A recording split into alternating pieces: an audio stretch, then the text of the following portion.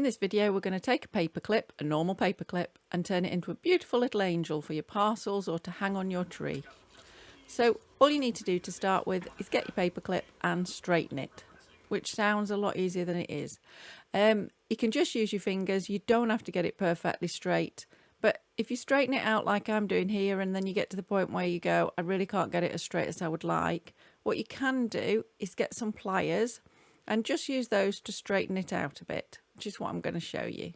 And it's just going to allow some of those kinks to get straightened out.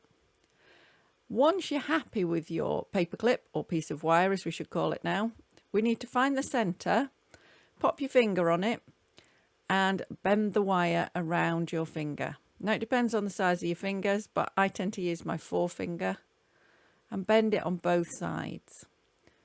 And that's going to form the triangle at the bottom of your angel. And then just push those sides down until you're happy with it. Again, if you're not happy with the shape of the triangle, tweak it, adjust it, straighten it out and start again. You're just going to try and get to the point where yours looks like mine. You want quite long sides because we're going to use those to form the nice little angel wings. So once you're happy that it does look like that, you're going to form those wings simply by folding either side down in half. And bring them to the front of your angel and just make them so that they overlap the triangle. And again, you can just spend a little bit of time tweaking them and making sure you're happy with them. And you'll also find at this point you can make your angel as 3D or 2D as you like. So you might want to flatten it down and make it a really flat angel. You might want to pull bits up or back so that you get a bit more of a 3D effect. But you can see what I'm doing here. I'm just tweaking it until I'm happy. And then once you are happy with yours, you can see I'm just adjusting. It's going to be time to attach the ribbon. Now you want a nice thin fine ribbon, and I tend to use 6 or 8 inches. So 6 inches if it's just going to be a little tag, 8 inches if I'm going to hang it on a Christmas tree. And then I'll fold it in half and feed the loop through the angel. Now you want it up in that top section, just between those wings.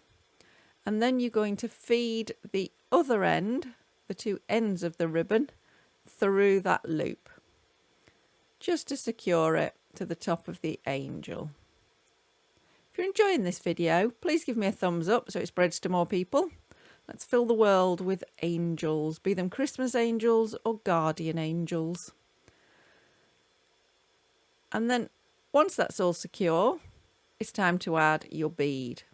Now you can use any bead you like, but I tend to find they're quite narrow. So a good little tip here is to thread your ribbon onto a needle that's got a wide eye, and that'll make it easier to thread the ribbon onto the beads onto the ribbon even.